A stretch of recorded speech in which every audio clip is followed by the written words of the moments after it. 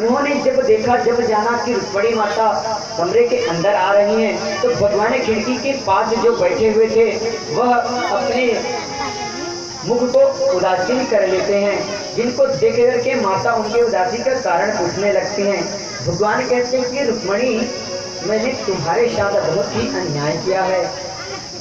माता कहते हैं कि प्रभु आप ऐसा क्यों कह रहे हैं? आपने तो मुझसे विवाह करके मेरे ऊपर उपकार की। श्री कृष्ण कहते हैं कि देवी, आपका विवाह तो शिशुपाल से होने वाला था। आपने आपका हरण करके मैंने आपको अपने परिवार से अलग किया, तो आपको दुख होगा। आपके साथ इस प्रकार से अलग करके मैंने अन्याय किया। वह शिशुपाल जो मुझसे बहुत सुंदर है, उससे आपका विवाह नहीं होने दिया। उसके पास अनेक दास दासियां, अनेक सैनिक हैं, वो बहुत बड़ा राजकुमार है। आपका विवाह उनसे नहीं होने दिया। मुझे बहुत आज उस बात का पछतावा हो रहा है। हे देवी रुक्मिणी, आप जा करके आप यदि चाहें तो आप उनसे विवाह कर लीजिए। मुझे लगता है कि आप द्वारिका छोड़कर उनके पास चले जाइए। वह बहुत अच्छा व्यक्ति है, शिशुपाल आपको स्वीकार कर लेगा। आज माता रुक्मिणी को बहुत दुख हुआ। आज भगवान उनके पास लीला कर रहे हैं। अरे माता ज्यों ही श्री कृष्ण की इस प्रकार की बातें सुनी, उन्होंने वह मूर्छित हो गए कि आज एक पुत्र होने के बाद भगवान उनको द्वारिका छोड़कर आज शिशुपाल के पास जाने के लिए कह रहे हैं। उनको लगा कि भगवान मेरे से अब प्रेम नहीं करते, मेरे ऊपर से उनका ध्यान चला गया। मेरे प्यारे, आज माता रुक्मिणी मूर्छित हो गई। भगवान ने देखा कि माता रुक्मिणी गिर गई हैं जमीन में। भगवान ने उन्हें पानी का सिंचन करते हुए उनको जगाया, और जगा करके भगवान कहने लगे बड़ी मंद मुस्कान से भरी हुई मुख को लेकर, देवी मैं तो मजाक कर रहा था, मैं तो केवल आपसे प्रमोद कर रहा था, विनोद कर रहा था।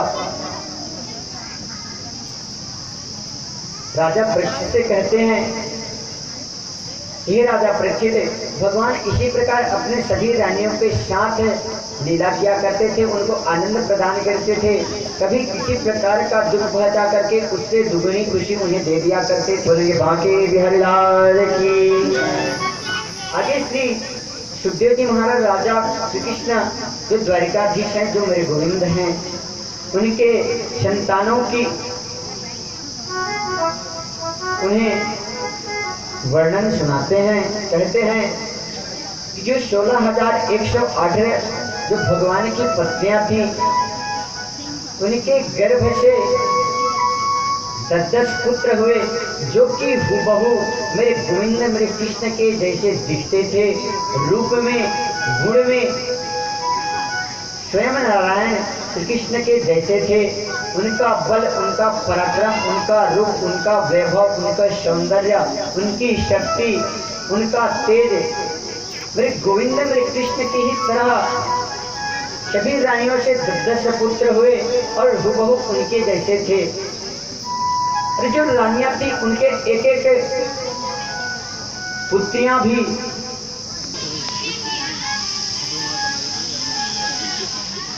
आज श्री सुखदेव जी महाराज कहते हैं, यदि 7-8 का नाम लूं तो भी समय अधिक हो जाएगा कि किन किन रानियों की किस प्रकार से नाम हुए। का नाम जो माता रुक्मिणी है, उनके प्रथम पुत्र हुए प्रद्युम्न जी महाराज। बोलिए प्रद्युम्न जी महाराज। विचारू और 10वां चारू, ये 10 रुक्मिणी माता जी के पुत्र हुए थे।